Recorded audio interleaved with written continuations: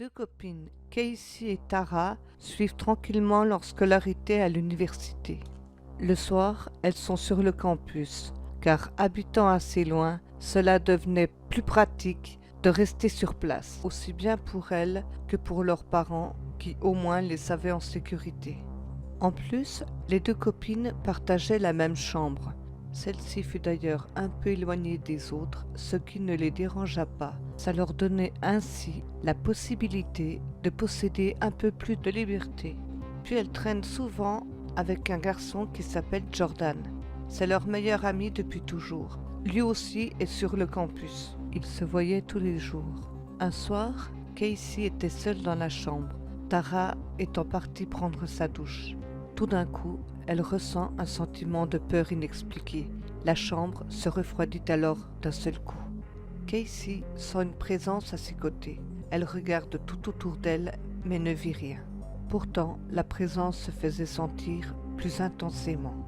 Elle se sentit observée. Puis Tara revient de la douche et trouve Casey toute blanche. Elle lui demande alors si tout va bien. Elle lui répond que oui, malgré la peur et les ressentis qu'elle avait éprouvés quelques minutes auparavant. Puis Casey décide de balayer tout ça du revers de la main, pensant que c'était dû au stress car une fille s'était fait sauvagement assassiner la veille par un psychopathe qui sévissait dans le coin. Depuis quelques mois maintenant, Casey voit ce fantôme, mais elle ne dit rien et garde cette histoire, même si celle-ci la met mal à l'aise. Le lendemain, la petite routine bien rythmée des jeunes reprirent de plus belle. Le soir venu, les trois amis se retrouvent pour bavarder ensemble et fumer leurs cigarettes dans un espace réservé aux fumeurs, qui ressemble à un cube transparent. Ils adorent se retrouver à cet endroit. Puis le temps du retour dans les chambres fut vite arrivé, car bon, il fallait se lever le lendemain. Donc, ils se dirent bonne nuit. Casey repart avec Tara. Elles arrivent dans leur chambre, quand tout à coup, Tara s'aperçut qu'elle avait oublié son portable sur le banc dans l'espace fumeur, qu'elle venait tout juste de quitter. Elle dit à Casey qu'elle va vite le récupérer. Casey se retrouve alors seule dans la chambre, et à nouveau la présence se fait ressentir.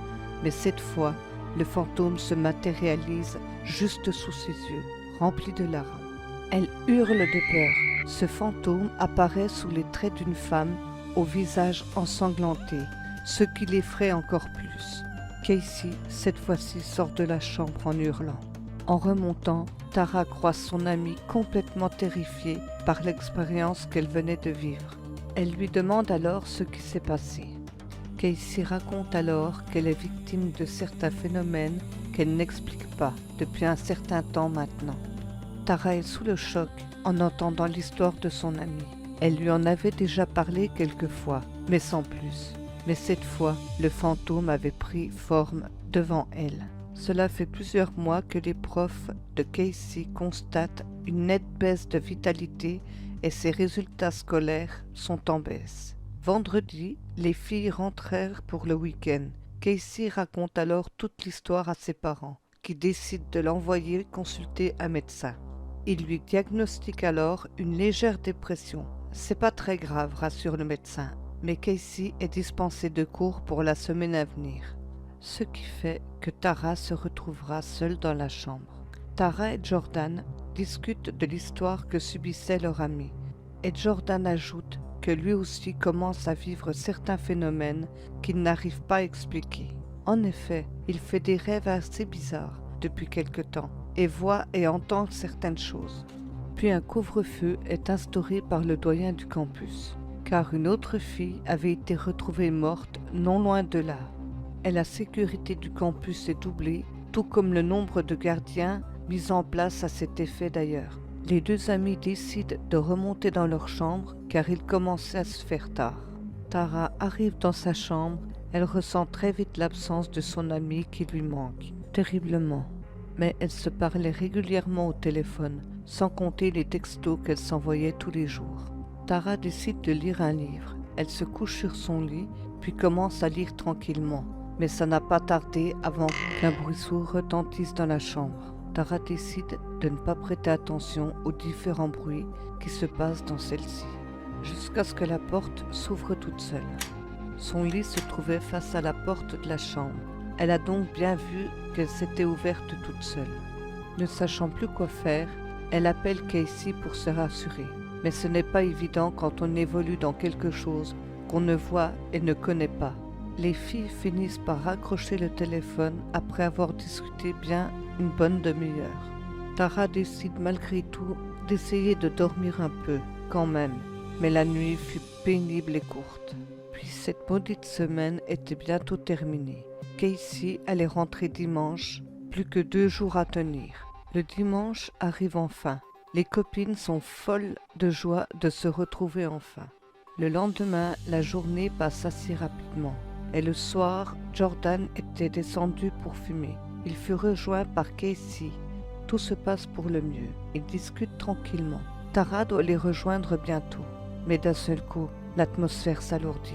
Et Casey voit alors le fantôme de la femme, le visage posé sur la vitre du fumoir. Elle se mit à hurler, et cette fois-ci, Jordan la voit aussi. Ils sont tous deux pétrifiés de peur. Tara arrive alors sur les lieux et les voit complètement terrifiés. Ils fixaient la vitre du fumoir. Lorsqu'elle regarde la vitre à son tour, elle voit le fantôme de la femme. Ils se mirent tous les trois à courir le plus vite possible. Les quelques jours qui ont suivi cette apparition, toutes leurs discussions étaient forcément sur cette histoire. Puis les semaines passent, sans trop d'incidents. Les filles avaient demandé à Jordan s'il pouvait revenir les chercher à la fin de la séance de sport, car elles voulaient se défouler un peu. Mais Jordan avait promis à un ami de l'aider à trouver la panne sur son ordinateur, car il s'y connaissait plutôt bien. Jordan dit alors aux filles de l'appeler quand elles auraient fini et qu'il viendrait les chercher. Les filles accepta et remercia poliment leur ami. Les 2 copines passent du bon temps à la salle de sport. Elles rigolent enfin, tout se passe bien. Elles commencent alors à se préparer pour rentrer au campus. Elles prennent donc une douche avant de repartir. Mais quand elles sortent de la salle de sport, la nuit s'est déjà bien installée. C'est l'hiver, puis elles n'avaient pas fait attention à l'heure. Tout était plongé dans l'obscurité, à part la lumière des lampadaires et de la lune à peine visible, due au ciel plutôt nuageux ce soir-là. Les filles décident malgré tout de rentrer seules. Après tout, elles ne sont vraiment pas loin du campus. Le long du trajet se passe bien. Elles rigolent entre elles. Puis, arrivées à l'entrée du parc du campus, elles décident d'appeler Jordan pour qu'il vienne à leur rencontre. Ce qui tombait bien, car celui-ci avait fini de vérifier et réparer l'ordinateur de son ami. Il dit alors aux filles qu'il se met en route de suite pour les rejoindre. Les filles continuèrent leur route tout en rigolant et en blaguant sur des choses quelconques. Elles avaient pris la peine de prévenir le doyen et les gars de la sécurité auparavant, en leur expliquant qu'elles partaient à la salle de sport et qu'elles ne rentraient pas tard. Tout d'un coup, les filles sentent que quelque chose ne va pas. Et là, devant elles, se trouve le fantôme de cette femme qui fait à nouveau son apparition, presque derrière elles, sur le côté du bois qu'elles étaient en train de longer. Le fantôme tendit la main derrière elles, comme pour leur montrer quelque chose ou quelqu'un. Les filles aperçoivent alors un homme avec un énorme couteau de boucher à la main, en train de leur courir après. Elles se mettent à hurler et courir aussi vite que possible. Leurs cris ont fait accélérer Jordan, puis les gardiens les ont entendus aussi. Ils se sont dirigés alors vers eux. Ils ont vu les filles courir à vive allure, mais ils ont aussi vu l'homme au couteau de boucher qui les suivait. Une partie des gardiens vont directement vers les filles, qui malgré une bonne trouille, n'allaient pas trop mal. Elles étaient choquées, mais ça allait. Quant à l'autre partie des gardiens du campus, ils réussissent à attraper le type au couteau. Il s'avère qu'il s'appelle Tyler Evans. C'était un schizophrène à tendance paranoïaque non traité. Autrement dit, le meurtrier qui terrorisait tout le monde depuis des années sans jamais se faire prendre. Sauf que là, les filles ont pu le voir grâce au fantôme de cette femme, qui n'était qu'autre qu'Anita Rollins, sa première victime.